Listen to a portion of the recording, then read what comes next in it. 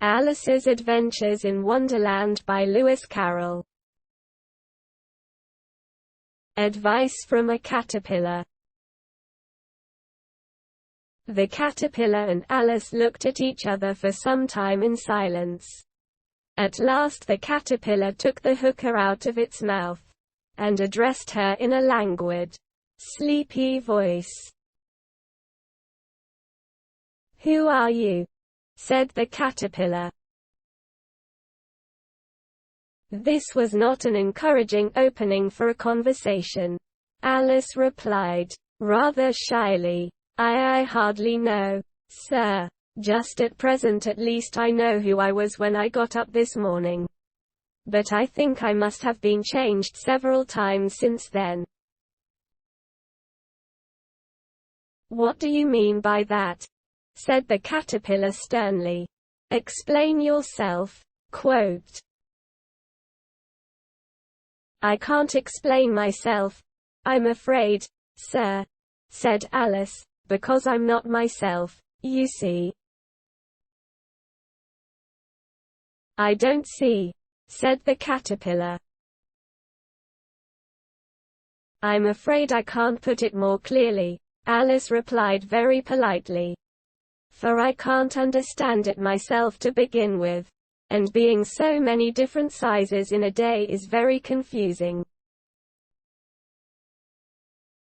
"It isn't," said the caterpillar. "Well, perhaps you haven't found it so yet," said Alice. "But when you have to turn into a chrysalis you will someday. You know, and then after that into a butterfly. I should think you'll feel it a little queer. Won't you?" Quote, "Not a bit," said the caterpillar. "Well, perhaps your feelings may be different," said Alice. "All I know is, it would feel very queer to me." "You," said the caterpillar contemptuously. "Who are you?" Which brought them back again to the beginning of the conversation. Alice felt a little irritated at the caterpillars making such very short remarks. And she drew herself up and said, very gravely, "I think you ought to tell me who you are first." "Why?" said the caterpillar. Here was another puzzling question. And as Alice could not think of any good reason, and as the caterpillar seemed to be in a very unpleasant state of mind, she turned away. "Come back," the caterpillar called after her. "I've something important to say." Quote. This sounded promising. Certainly. Alice turned and came back again. "Keep your temper," said the caterpillar. "Is that all?" said Alice, swallowing down her anger as well as she could. "No," said the caterpillar. Alice thought she might as well wait, as she had nothing else to do, and perhaps after all it might tell her something worth hearing. For some minutes it puffed away without speaking, but at last it unfolded its arms, took the hookah out of its mouth again, and said, "So you think you're changed, do you?" Quote, "I'm afraid I am, sir," said Alice. "I can't remember things as I used, and I don't keep the same size for 10 minutes together."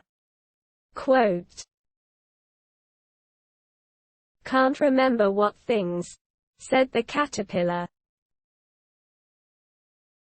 "Well, I've tried to say, 'How doth the little busy bee?' but it all came different."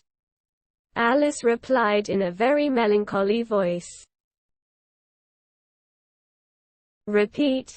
You are old, Father William," said the caterpillar. Alice folded her hands, and began.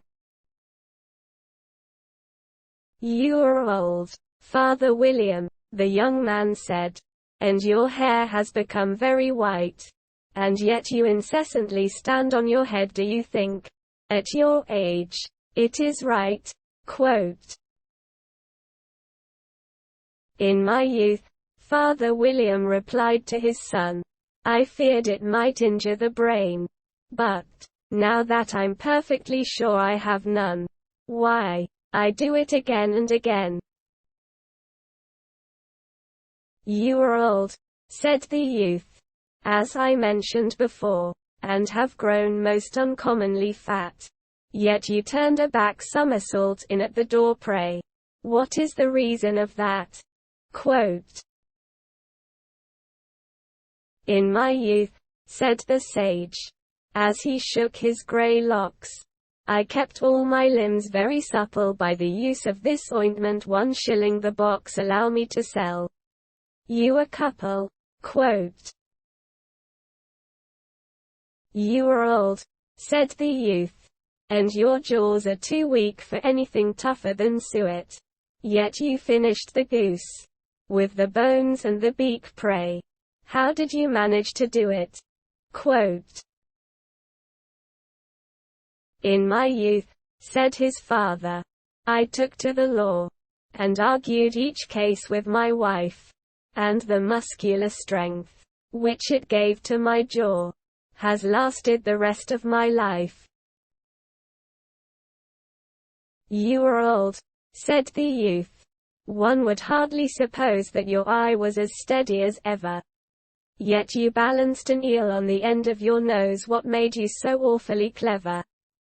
Quote, "I have answered 3 questions.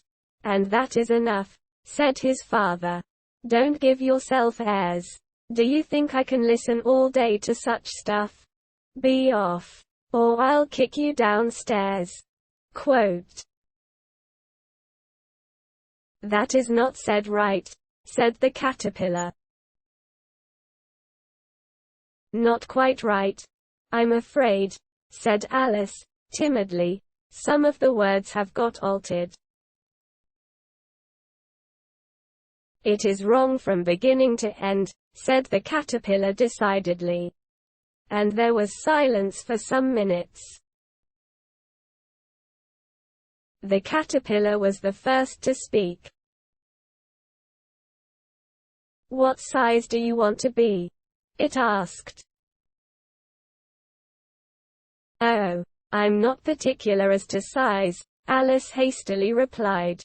"Only one doesn't like changing so often, you know." "I don't know," said the caterpillar. Alice said nothing. She had never been so much contradicted in her life before, and she felt that she was losing her temper.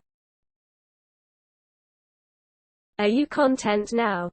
said the caterpillar. "Well, I should like to be a little larger, sir, if you wouldn't mind," said Alice. 3 inches is such a wretched height to be." "It is a very good height indeed," said the caterpillar, angrily, rearing itself upright as it spoke. "It was exactly 3 inches high." "But I'm not used to it," pleaded poor Alice in a piteous tone. And she thought of herself. "I wish the creatures wouldn't be so easily offended." Quote, "You'll get used to it in time," said the caterpillar. And it put the hookah into its mouth and began smoking again. This time Alice waited patiently until it chose to speak again. In a minute or 2 the caterpillar took the hookah out of its mouth and yawned once or twice, and shook itself. Then it got down off the mushroom, and crawled away in the grass, merely remarking as it went, "One side will make you grow taller, and the other side will make you grow shorter." One side of what? The other side of what? Thought Alice to herself. Of the mushroom, said the caterpillar, just as if she had asked it aloud. And in another moment it was out of sight. Alice remained looking thoughtfully at the mushroom for a minute, trying to make out which were the two sides of it. And as it was perfectly round, she found this a very difficult question. However, at last she stretched her arms round it as far as they would go, and broke off a bit of the edge with each hand. And now which is which? She said to herself, and nibbled a little of the right-hand bit to try the effect. The next moment she felt a violent blow underneath her chin. It had struck her foot. She was a good deal frightened by this very sudden change, but she felt that there was no time to be lost, as she was shrinking rapidly. So she set to work at once to eat some of the other bit. Her chin was pressed so closely against her foot that there was hardly room to open her mouth. But she did it at last, and managed to swallow a morsel of the left-hand bit. Asterisk. Asterisk. Asterisk. Come, my head's free at last, said Alice in a tone of delight, which changed into alarm in another moment, when she found that her shoulders were nowhere to be found. All she could see, when she looked down, was an immense length of neck, which seemed to rise like a stalk out of a sea of green leaves that lay far below her. What can all that green stuff be? Said Alice. And where have my shoulders got to? And oh, my poor hands, how is it I can't see you? She was moving them about as she spoke, but no result seemed to follow, except a little shaking among the distant green leaves. As there seemed to be no chance of getting her hands up to her head, she tried to get her head down to them, and was delighted to find that her neck would bend about easily in any direction. Like a serpent, she had just succeeded in curving it down into a graceful zigzag, and was going to dive in among the leaves, which she found to be nothing but the tops of the trees under which she had been wandering, when a sharp hiss made her draw back in a hurry. A large pigeon had flown into her face, and was beating her violently with its wings. "Serpent!" screamed the pigeon. "I'm not a serpent," said Alice indignantly. "Let me alone." "Serpent, I say again," repeated the pigeon, but in a more subdued tone, and added with a kind of sob, "I've tried every way, and nothing seems to suit them." Quote,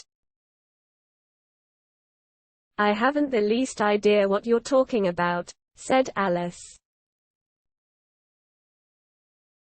"I've tried the roots of trees, and I've tried banks, and I've tried hedges," the pigeon went on, without attending to her. "But those serpents, there's no pleasing them." Quote. Alice was more and more puzzled, but she thought there was no use in saying anything more till the pigeon had finished. "As if it wasn't trouble enough hatching the eggs," said the pigeon. "But I must be on the lookout for serpents night and day. Why, I haven't had a wink of sleep these 3 weeks." Quote. "I'm very sorry you've been annoyed," said Alice, who was beginning to see its meaning. "And just as I'd taken the highest tree in the wood," continued the pigeon, raising its voice to a shriek, and just as I was thinking I should be free of them at last, they must needs come wriggling down from the sky. Ugh! Serpent. Quote. But I'm not a serpent, I tell you, said Alice. I'm a. Well, what are you? Said the pigeon. I can see you're trying to invent something. Quote. I'm a little girl, said Alice, rather doubtfully, as she remembered the number of changes she had gone through that day. A likely story indeed, said the pigeon in a tone of the deepest contempt. I've seen a good many little girls in my time, but never one with such a neck as that. No, no, you're a serpent, and there's no use denying it. I suppose you'll be telling me next that you never tasted an egg. Quote. I have tasted eggs, certainly, said Alice, who was a very truthful child. But little girls eat eggs quite as much as serpents do. You know. I don't believe it, said the pigeon. But if they do, why then they're a kind of serpent. That's all I can say. This was such a new idea to Alice, that she was quite silent for a minute or two, which gave the pigeon the opportunity of adding, You're looking for eggs. I know that well enough. And what does it matter to me whether you're a little girl or a serpent? Quote. It matters a good deal to me, said Alice hastily. But I'm not looking for eggs, as it happens. And if I was, I shouldn't want yours. I don't like them raw. Well, be off, then, said the pigeon in a sulky tone. As it settled down again into its nest, Alice crouched down among the trees as well as she could, for her neck kept getting entangled among the branches, and every now and then she had to stop and untwist it. After a while she remembered that she still held the pieces of mushroom in her hands, and she set to work very carefully, nibbling first at one and then at the other, and growing sometimes taller and sometimes shorter, until she had succeeded in bringing herself down to her usual height. It was so long since she had been anything near the right size, that it felt quite strange at first, but she got used to it in a few minutes, and began talking to herself, as usual. Come, there's half my plan done now. How puzzling all these changes are. I'm never sure what I'm going to be, from one minute to another. However, I've got back to my right size. The next thing is to get into that beautiful garden. How is that to be done? I wonder. As she said this, she came suddenly upon an open place, with a little house in it about 4 feet high. Whoever lives there, thought Alice. It'll never do to come upon 'em this size. Why, I should frighten 'em out of their wits.